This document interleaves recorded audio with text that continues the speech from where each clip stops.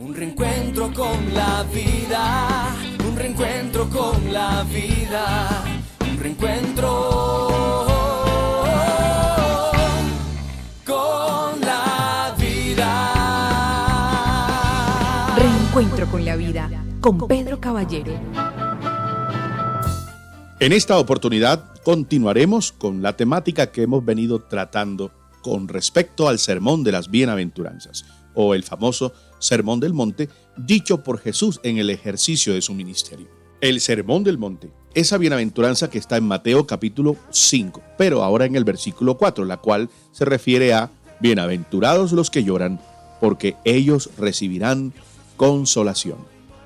En esta segunda de las 8 bienaventuranzas que nuestro Señor enseñó a sus discípulos en ese conocido Sermón del Monte, ya que la palabra bienaventurado significa dichoso, como lo hemos dicho, o también se refiere a ser feliz, a ser una persona afortunada, es importante establecer que las bienaventuranzas nos presentan un marcado contraste entre la felicidad según Dios y la felicidad según el mundo. Asimismo, el otro aspecto a considerar es el estudio de las bienaventuranzas en cuanto a lo que presenta para un hijo de Dios y para una persona no creyente.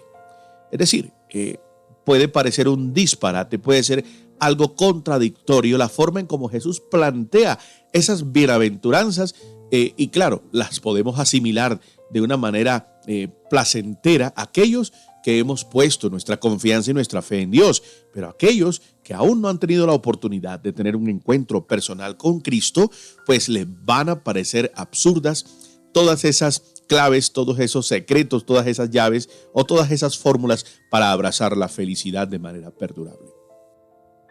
Con eso nos queda claro que la descripción del carácter de un hijo de Dios inevitablemente siempre va a contrastar con el carácter del mundo. Ahora bien, estimados oyentes, para entender esta segunda bienaventuranza, y reitero, bienaventurados los que lloran, porque ellos recibirán consolación. Debemos comenzar describiendo quiénes no son los que lloran. Es importante descartar algunas ideas equivocadas, ideas erróneas acerca de los que lloran. Bueno, los bienaventurados que lloran no son, primero, no son los incrédulos que sufren cuando pierden o fracasan. No es aquel que forma parte de un mundo que lamenta sus desgracias. Los bienaventurados también se refiere a los creyentes que sufren por causa de la obediencia a la justicia, porque de ellos el Señor se refiere más adelante en la última bienaventuranza.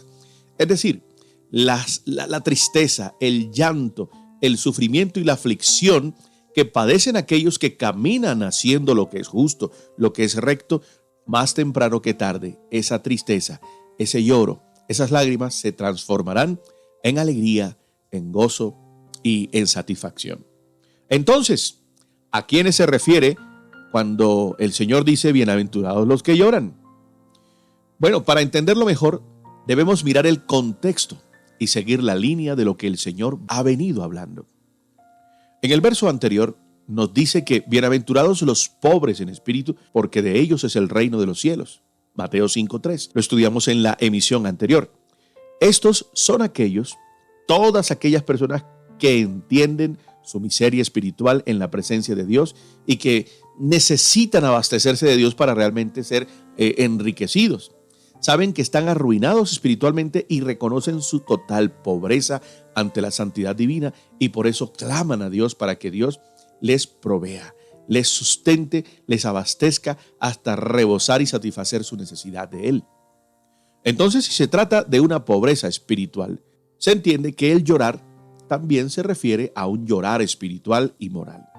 Por lo tanto, queridos amigos, los que lloran son los mismos que han reconocido su ruina, su bancarrota espiritual, su pobreza espiritual y por eso lamentan su condición, se entristecen por su maldad, lloran por su pecado, se arrepienten, afligidos van con una actitud sincera ante Dios y Dios restaura esa aflicción dándoles limpieza, santificando sus vidas y restaurando su condición anterior. Por eso, bien nos dice en el Antiguo Testamento el libro del profeta Joel, cuando Israel se había acomodado a la inmundicia, deleitándose en la maldad y gozando su pecado, el mismo profeta dijo al pueblo: dice Jehová, conviértanse a mí de todo su corazón, con ayuno y lloro y lamento. Rasguen sus corazones y no sus vestidos.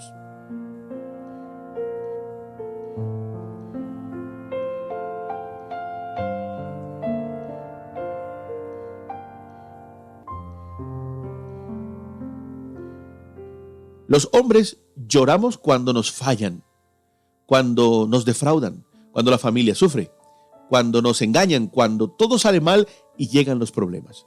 Pero, queridos amigos, ¿cuánto lloramos por nuestro propio pecado?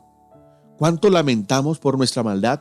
¿Cuánto nos duele haberle fallado a Dios? ¿Cuánto nos duele haber no correspondido de la mejor forma al Señor y más bien hemos sido ingratos?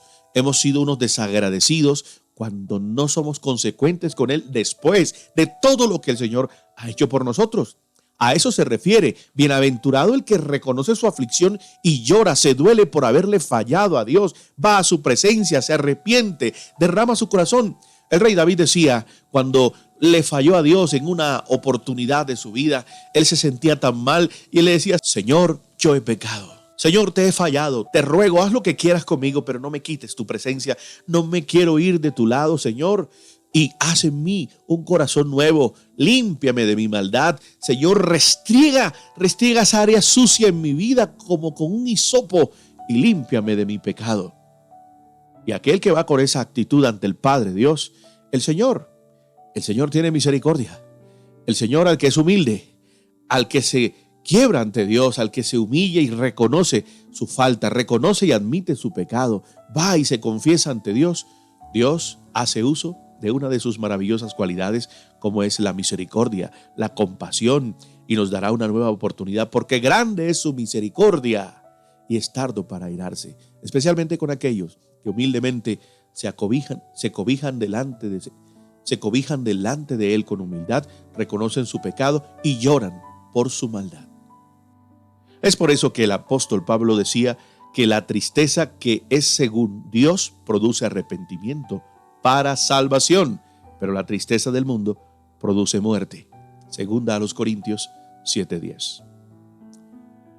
La tristeza del mundo es egoísta, es orgullosa, sin fruto y te aleja de Dios. Dejamos aflorar los remordimientos y las culpas y nos distancian más y más de Dios. Y Dios no ha puesto en riesgo el que podamos seguir a pesar de nuestras fallas teniendo una relación con Él. La comunión no está en riesgo de parte de Él hacia nosotros. Somos nosotros los que por nuestra culpa y no abrazar su perdón nos alejamos y nos perdemos de la satisfactoria experiencia de una nueva oportunidad. Así que esa tristeza del mundo, como decíamos hace un momento, que es egoísta, que es orgullosa, que es sin fruto, que nos aleja de Dios, produce muerte. Pero la tristeza, según Dios, es provocada por el Espíritu Santo. Nos humilla, nos acerca a Él, crea en nosotros esa hambre, esa necesidad por volver a la presencia de Dios y arreglar ese punto de controversia entre Él y nosotros. Nos lleva al arrepentimiento y por eso produce salvación y vida eterna. Este contraste lo podemos notar en Judas y Pedro, quienes tuvieron reacciones diferentes cuando le fallaron al Señor.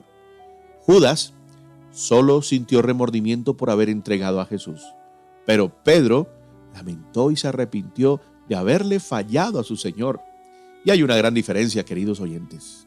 Hay una gran diferencia entre llorar y lamentar. Cuando lloramos y lamentamos, tiene que ver con una aflicción que nos está sucediendo específica. Pero llorar y lamentar es por el propio pecado que hemos permitido que se apodere de nosotros y que rompa esa relación que tenemos con el Señor. Pero el texto concluye con una promesa, que es lo más lindo de todo. Bienaventurados los que lloran. Recordemos, dice, porque ellos recibirán consolación. Serán consolados, serán reparados. ¿Cómo entendemos la consolación? ¿Cómo comprendemos lo que significa el consuelo? El consuelo que nos brinda el Espíritu.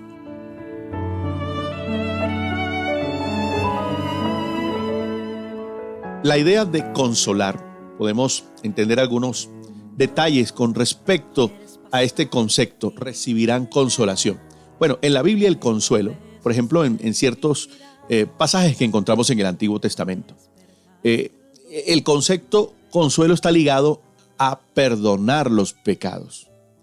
El profeta Isaías dijo: consolaos, consolaos, pueblo mío, dice vuestro Dios, hablad al corazón de Jerusalén, díganle a voces que su tiempo ya es cumplido, que su pecado es perdonado, que doble ha recibido de la mano de Jehová por todos sus pecados. Isaías 40 del 1 al 2.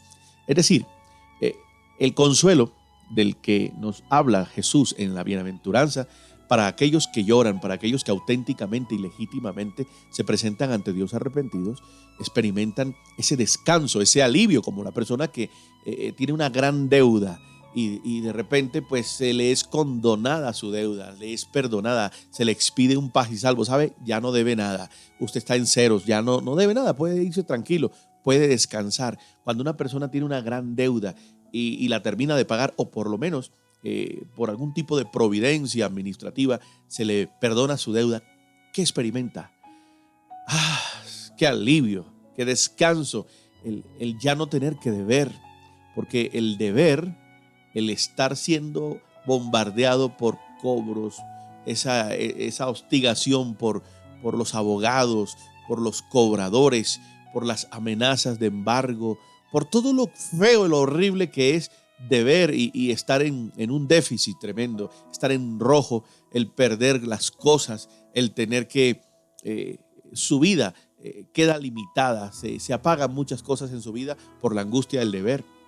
Te roba la paz, te roba la tranquilidad, es una pesada carga en los hombros. Es como aquel que lleva a cuestas un bulto muy pesado, pero cuando se le da esa gran noticia, ¿qué experimenta? Alivio, que equivale a consuelo. Cuando Dios nos dice, ¿sabes? Ya me olvidé de que me olvidé y se me olvidó lo que me hiciste. ¿Sabes? Se me pasó el enojo contigo. Te he perdonado y ha quedado restaurada nuestra relación. Ven, hagamos las paces nuevamente. Olvídate de lo que había pasado, porque nueva es mi misericordia. Me he renovado contigo y ya no estoy enojado contigo. Cuando uno experimenta eso de parte de Dios, uno siente alivio y uno experimenta consuelo. Así es, de igual manera, en lo que se refiere Cristo en la bienaventuranza, en la segunda, cuando dice, bienaventurados los que lloran, porque ellos serán aliviados, ellos experimentarán perdón, consuelo, libertad. Así que el llorar de las bienaventuranzas se trata de un llanto santo y de un lamento que es agradable a Dios, queridos amigos. Porque sólo así los hombres, las mujeres, el mundo corre a Cristo y sus pecados les son perdonados. El llorar de esta bienaventuranza es una tristeza legítima y grata ante Dios, porque también así los creyentes corremos a Cristo para alcanzar misericordia y su gran favor. Por eso, los que lloran pueden ser felices, pueden ser dichosos, así como el Señor lo dice, bienaventurados los que lloran, porque ellos recibirán consolación. Quiero invitarles a que invirtamos estos restantes minutos para que elevemos a Dios una oración, especialmente hoy, Señor. Queremos reconocer que tú tienes cuidado de cada uno de nosotros, que nuestro dolor, que nuestra aflicción, que nuestras lágrimas serán consoladas, nuestros ojos serán enjugados por ti, Señor. Que tú te conmueves y eres compasivo con aquel que, de manera sincera y honesta, llega a tu presencia y derrama su corazón reconociendo su culpabilidad, su debilidad, su error, que necesita ser tratado por ti. Hay personas que llevan cruces inmensas y aún así son felices, porque el deseo de hacer tu voluntad muchas veces traerá aflicción. Pero cuando te hemos fallado, Señor, y entendemos que no hemos correspondido a tu ternura, a tu amor, a tu entrega, cuando nos conmovemos de esa manera y de verdad queremos repararlo, acercándonos a ti, sabemos que podemos recibir el perdón inmerecido, pero al fin y al cabo nos perdonas porque nos amas de una manera especial y diferente. Señor, gracias porque tu consuelo viene para el que hoy llora, para el que hoy está afligido y confía en ti. Que tú seas la alegría de todos los que hoy no encuentran un motivo para sonreír. Que tú traigas paz a esos corazones que están afligidos, turbados, desesperados y llenos de incertidumbre. Muchas gracias, Jesús, por esa enseñanza tan extraordinaria como es las bienaventuranzas, como es aquellos que lloran, Aquellos que reconocen su necesidad de ti, experimentan consuelo. Gracias por enviar a tu dulce Espíritu Santo, el Consolador, que está dispuesto a caminar todos nuestros días aquí en la tierra. Y ahora, Señor, encomendamos nuestra jornada en tus manos, en el nombre de Jesús. Amén.